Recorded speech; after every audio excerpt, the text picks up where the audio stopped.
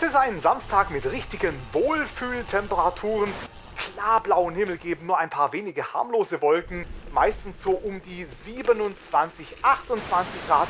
Und hier haben wir Temperaturen jetzt schon verbreitet, über 30, örtlich nahe 40 Grad. Und übrigens Anfang der Woche wird sich diese extreme Hitze noch verstärken.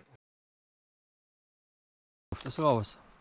Keine Energie, warm, Hunger.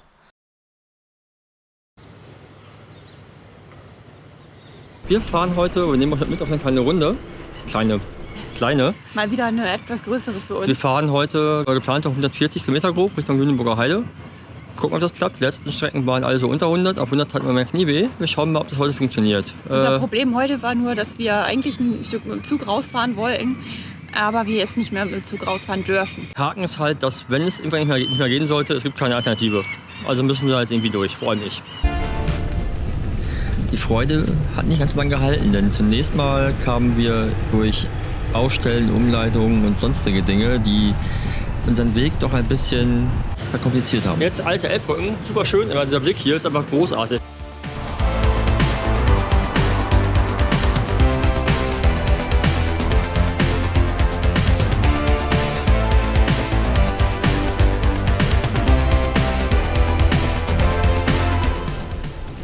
Wir stehen gerade auf der alten Harburger Elbbrücke. Das ist so ein altes Stahlgerüst, super schön.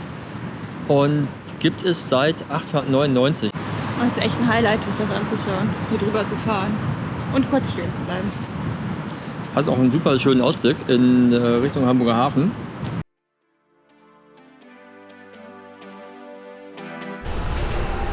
Wieso eigentlich ist Harburg durchqueren immer so unfassbar stressig?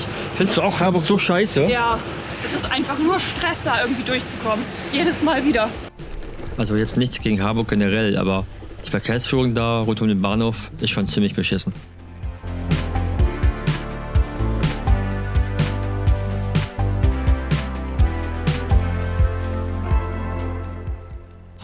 So, erste Snackpause.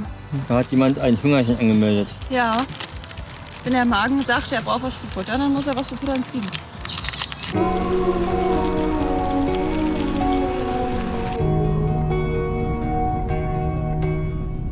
So langsam lassen wir Harburg hinter uns und dann dürfte es ein bisschen entspannter werden.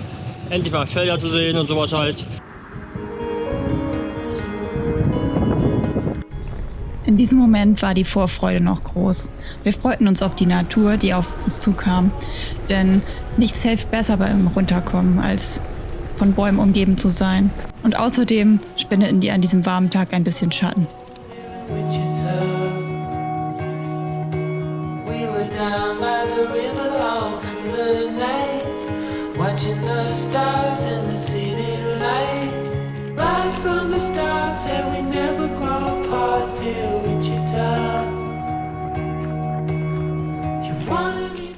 Der erste kleine Anstieg war echt anstrengend.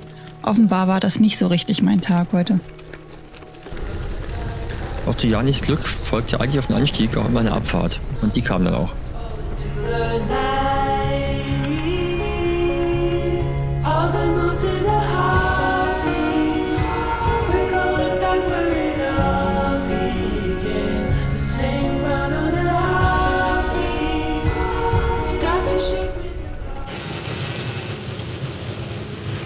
So, nächsten 5 Kilometer schnurstracks geradeaus. Und so schön die Landschaft da auch war und die ganzen Bäume am Wegesrand und sonstige Dinge, 5 Kilometer geradeaus kann ganz schön langweilig sein.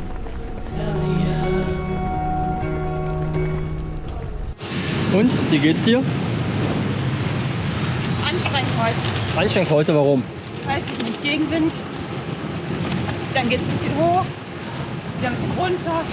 Das ist heute irgendwie anstrengend. Und gefühlt knurrt die ganze Zeit mein Magen.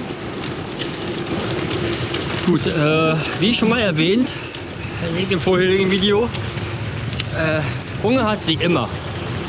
Immer. Und ich meine immer. Gar nicht wahr. Nicht immer, aber oft. Immer.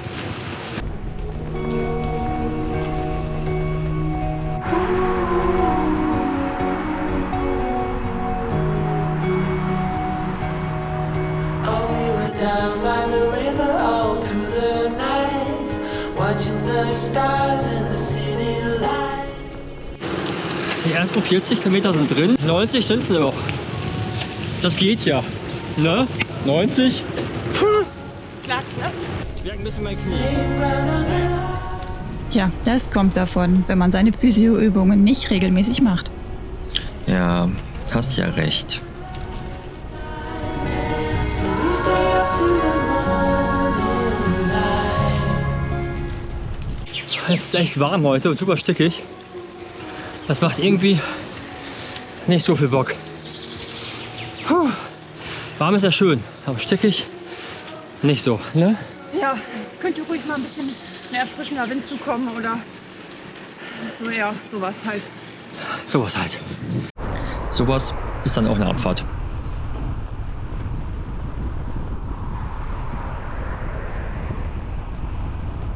Nächste Pause, ihr kennt das an meinem wunderbaren Helmhaar und daran, dass Wir essen. Jani wieder isst. Irgendwie ist es echt krass heute. Gefühlt sind wir echt noch nicht so viel gefahren, aber platt wie sonst was.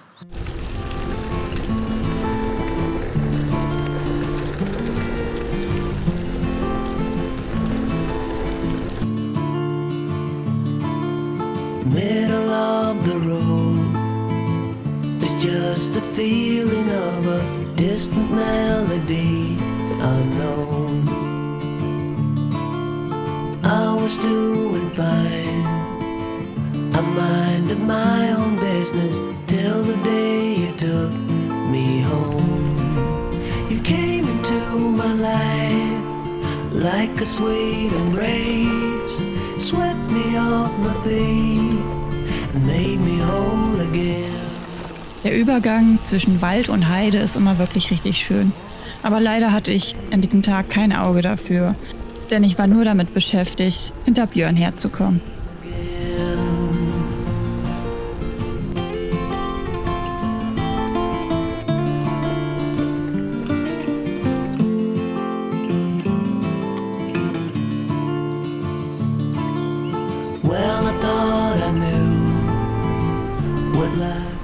Aller Müdigkeit zu trotz ging es langsam entlang der Schienen bei Handelow Richtung Bösenbachtal in Lüneburger Heide.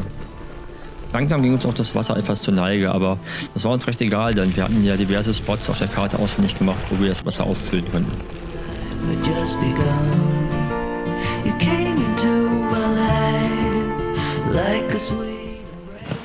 Na?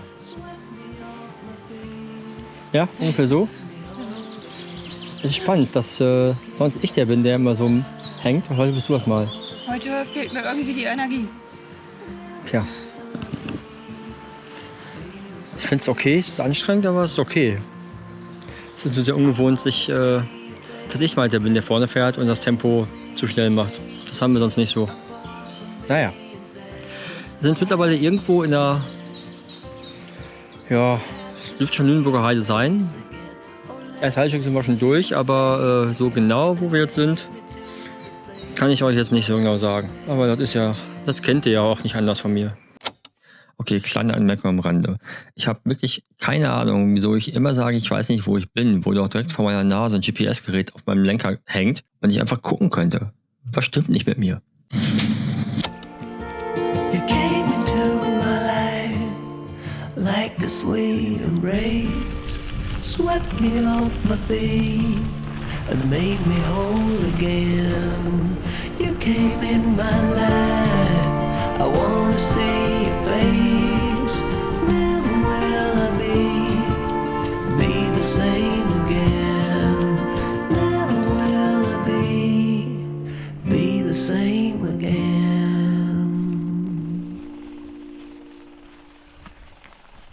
Wir stehen jetzt hier immer noch im Wald und haben keine Lust mehr auf Wald. Wir brauchen unbedingt was zu trinken und endlich mal ein paar Wege, auf die man ein bisschen leichter vorwärts kommt. Es ist interessant, als wir noch vor einiger Zeit öfter im Wald waren und ich irgendwann gesagt habe, ich muss aufgrund meines Knies weniger im Wald fahren, weil das Gemecker groß, dass doch Wald viel schöner ist als Asphalt. Und jetzt? Ja, Wald ist ja auch schöner als Asphalt. Aber so eine Asphaltstraße ohne Autos ist auch ab und zu mal ganz entspannt. Zwischendurch zumindest. So als Abwechslung. Da kann ich nichts gegen sagen.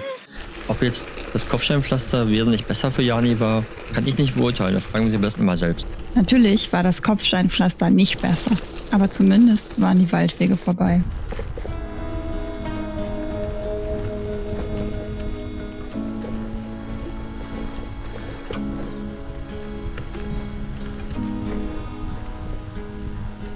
Ich dachte gerade endlich mal keinen Wald mehr.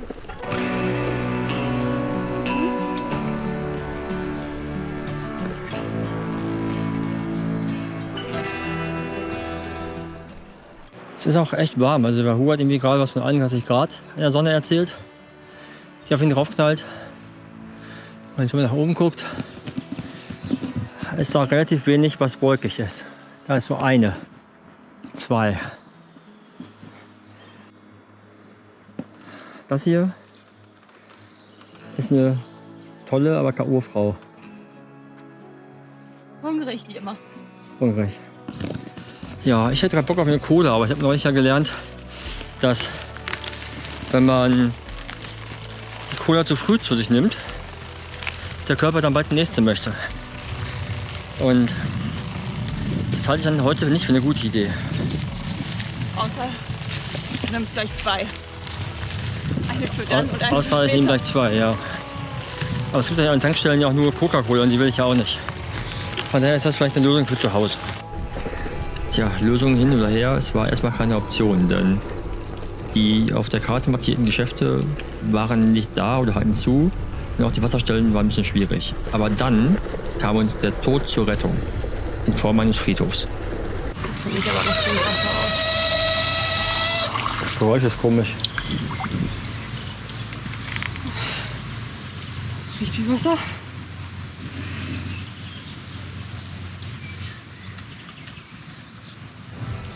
Schmeckt wie Leitungswasser.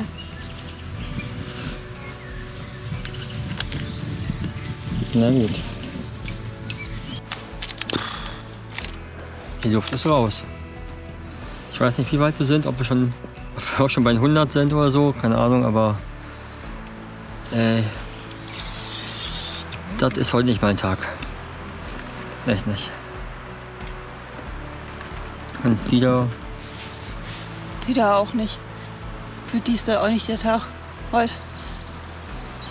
Keine Energie. Warm. Hunger. Hunger hat sie immer. Immer. Und ich meine immer. Gar nicht wahr. Nicht immer. Aber oft. Immer.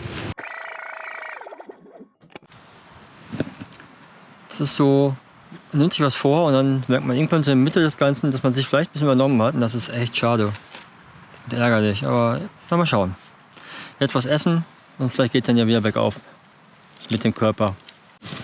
Das sind jetzt die Momente, wo ich mal bei anderen Leuten sehe, dass die unterwegs natürlich Chips futtern. Also wir machen grundsätzlich in unseren Videos für keine Produkte Werbung. Shoutout an Enjoy Your Bike, speziell an Dan. Gerade eben wäre eine Tüte Chips und eine Cola, glaube ich, schon ganz geil. Was hältst du davon, wenn wir uns nachher Pizza bestellen, wenn wir zu Hause ankommen? Witzigerweise habe ich genau daran eben auch gedacht, als ich hier saß. Dann gibt's nachher wohl Pizza, wenn wir irgendwann zu Hause ankommen. Dann muss keiner mehr kochen. Dann müssen wir uns nur noch auf die Couch setzen und Pizza essen. Klingt super. Wäre da nicht. Wieder Kopfsteinpflaster und das Ganze auch noch mit einem Anstieg verbunden. Also erstmal hieß es schieben, denn noch wirken die Riegel nicht und auch die Blocks waren einfach keine kleinen Wunderteile.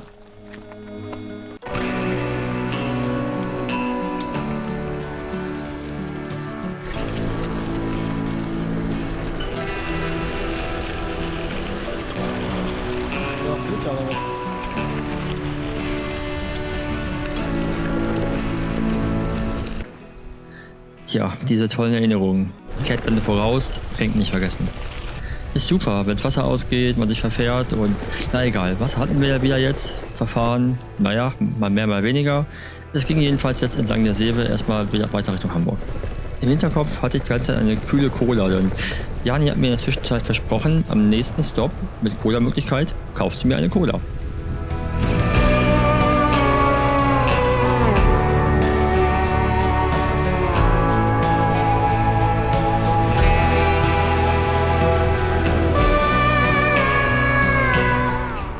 Gerade so ein bisschen gebongt, das war schon echt hart, aber jetzt haben wir die 100 durch, 110 oder so jetzt.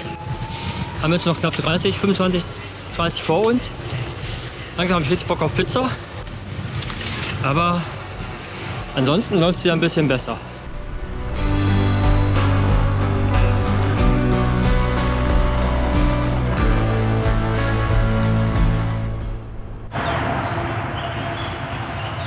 Wo ist denn meine versprochene Cola? Ja, hier ist kein Supermarkt. Laut unserer Planung dachte ich, wir kommen an mehr Orten vorbei mit Supermärkten. Ich habe gesagt, da ist nix, aber mir hört man ja nie zu.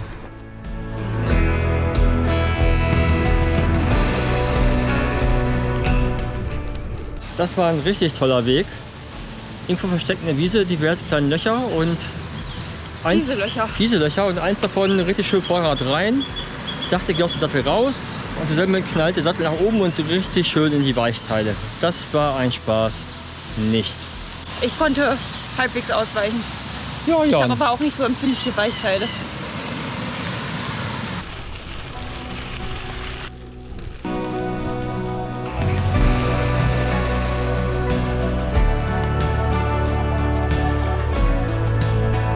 Die Aussicht von der Autobahnbrücke über der Süderelbe ist wirklich schön. Allerdings ist es sehr, sehr laut und der Kontrast zum Wald vorher ist wirklich groß.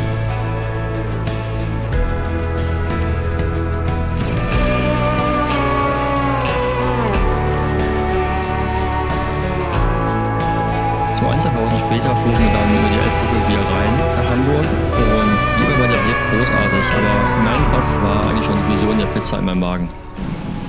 140. Wie war's? Insgesamt? Anstrengend. Auch schön, aber heute fand ich es anstrengend auf jeden Fall. Mein Fazit ist, ich würde es ein bisschen ausgiebiger machen. Wenn man sich so anguckt, was so auf Social Media immer als normale Distanzen rausgehauen werden, dann fahren die einen Leute 400 Kilometer irgendwie, um irgendwo einen Pommes zu essen, angefahren 600 Kilometer ans Meer und dann nachts wieder zurück irgendwie. Und so größer auch alles ist, das ist nicht unbedingt das, was alle so machen. Und das ist auch völlig okay, wenn man irgendwie 140 macht, dafür lange braucht und am Ende halt völlig im Arsch ist oder vielleicht auch die 140 nicht schafft. Irgendwie. Weil wichtig ist ja überhaupt, dass du es überhaupt machst. Oder was meinst du dazu? Ja, wichtig ist, dass man überhaupt rausgeht und Rad fährt und wie lange und wie weit und wie viel ist völlig egal. Hauptsache macht Spaß. Und heute hat es weniger Spaß gemacht. Also Spaß gemacht hat schon, aber zwischendurch auch mal nicht. Also insgesamt war es wieder gut und ich bin auch froh, dass wir es gemacht haben, aber zwischendurch hatten wir echt nicht so viel Spaß. Hattest du zwischendurch Spaß? Zwischendurch hatte ich auch Spaß, ja. Aber nicht immer. Nicht immer. Okay. Ja, gut. Ich glaube, das war's für heute. Besser wird's auch eh nicht. Jetzt gibt's gleich noch eine Pizza. Genau, wir bestellen gleich Pizza und genießen noch die Cola hier auf dem Balkon. Und ja, wenn euch das Video gefallen hat, lasst ein Like da oder einen Kommentar, abonniert das Ding auch, damit wir mitbekommen, wenn wir neue Videos haben. Ihr kennt den ganzen Bla. Sonst erzählen wir das nicht, aber ihr wisst ja Bescheid. Tschö.